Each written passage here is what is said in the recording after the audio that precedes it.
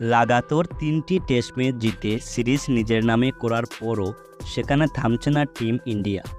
সিরিজের লাস্ট তথা অন্তিম টেস্ট ম্যাচ খেলা হবে 7 থেকে 11 মার্চ ধর্মশালা তথা হিমাচল প্রদেশ ক্রিকেট অ্যাসোসিয়েশন স্টেডিয়ামে। সিরিজ জিতলেও এই ম্যাচ ততটাই গুরুত্বপূর্ণ যতটা আগের ম্যাচগুলি ছিল, কেননা ওয়ার্ল্ড টেস্ট চ্যাম্পিয়নশিপের তালিকায় প্রথম স্থান ভারতের এবং সেটা ধরে রাখতে হলে জিততে হবে পঞ্চম টেস্টও। তাই এই ম্যাচও জয় ছাড়া ভাবছে না রোহিত শর্মা এবং তার টিম। পঞ্চম টেস্ট ম্যাচের জন্য দল ঘোষণা করা হয়ে গেছে টিম ইন্ডিয়ার।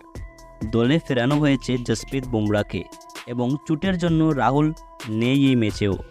তাহলে বন্ধুগণ, কী হবে ইংল্যান্ডের বিরুদ্ধে শেষ টেস্ট ম্যাচের ভারতের প্লেইং 11 এবং কেএল রাহুলের জায়গায় কে খেলবে, না রজত পাটিদার পাবে সুযোগ, সব জানবো এই ভিডিওতে। তো বন্ধুরা, ভিডিওটা শেষ অবধি দেখবে আর ক্রিকেট ও আইপিএল সংক্রান্ত ভিডিও বাংলায় পেতে চ্যানেলটিকে করে দাও সাবস্ক্রাইব।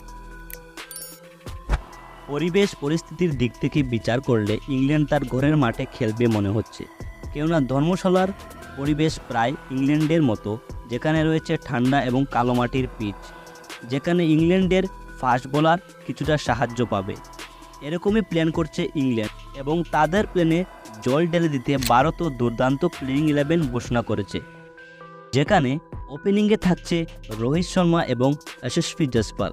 হ্যাঁ বন্ধুগণ, যেখানে জয়সওয়াল দারুণ ফর্মে রয়েছে, লাগাতার 2টি ডাবল 100 হাঁকিয়ে সিরিজের টপ ব্যাটসম্যান হয়ে বসে আছে।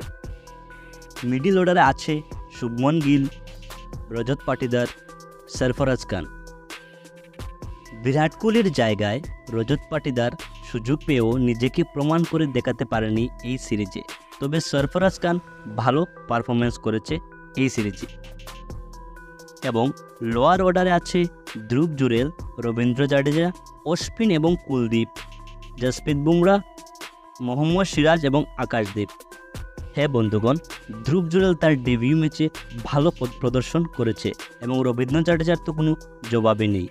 অশ্বিন এবং কুলদীপ, হ্যাঁ বন্ধুগণ, যদি ভারত এক্সট্রা ফাস্ট বোলার নিয়ে খেলতে নামে তাহলে অশ্বিন অথবা কুলদীপের মধ্যে যে কোনো একজন সুযোগ পাবে।